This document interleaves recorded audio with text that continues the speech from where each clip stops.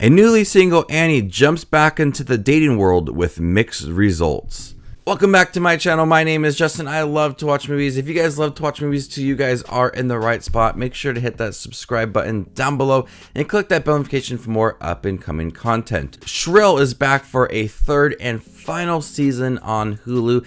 This is a series that features Aidy Bryant from SNL. I've never watched it before, but upon getting a screener for this series, I went back and binged the first 2 seasons. And this third season, Annie is recently single. She jumps back into the dating world and tries to further her career at the Thorn as a writer. This is a series where I feel fully invested in the characters' lives.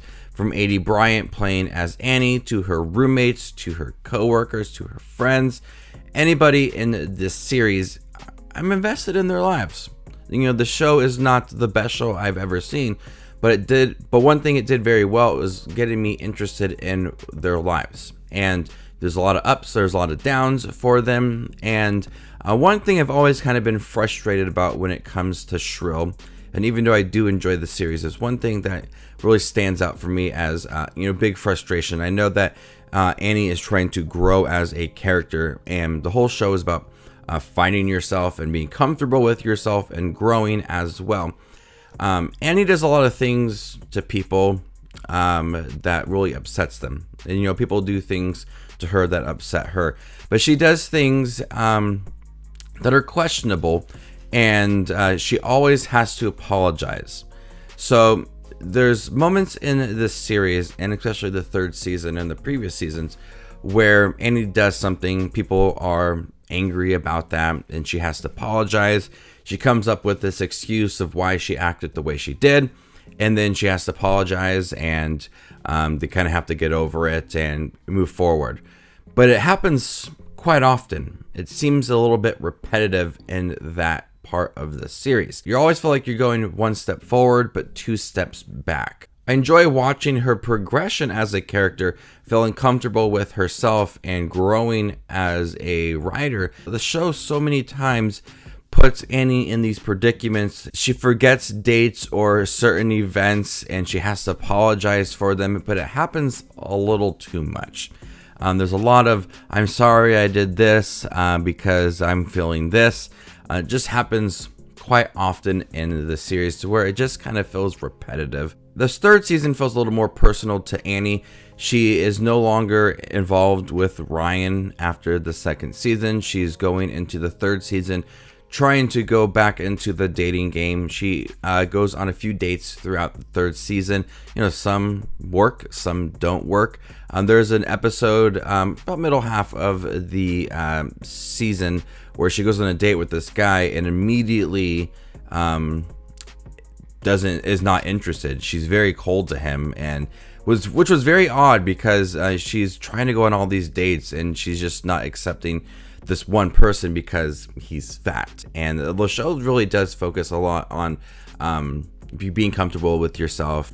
Don't be afraid to call yourself fat. But she didn't go on this date with this person because he was fat, and the person that had set them up for a date realized that both of them were fat, and she didn't feel comfortable with that, which was an odd part of the series. The third season really does offer some characters that are side characters, but they're reoccurring to have some really funny moments. Ruthie and Maureen have a lot of moments in here that I found myself laughing so much. This is a pretty funny season. It's a pretty funny show as well.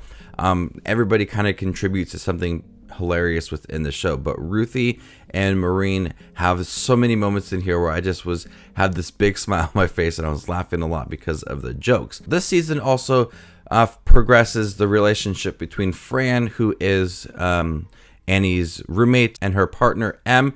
It's really sweet. I enjoyed them together throughout. There's also an episode about cancel culture and an article that Annie had written, which really challenges Annie as a character, which is something we've seen a lot throughout, but this is probably the most challenging moment for Annie and how she views herself and her career at the Thorn. So Shrill is a series that I feel fully invested in their lives. I enjoy watching all the dates that she's going on, all of the different interviews she's doing, all of the different articles she's writing up, how she can further her career at the Thorn.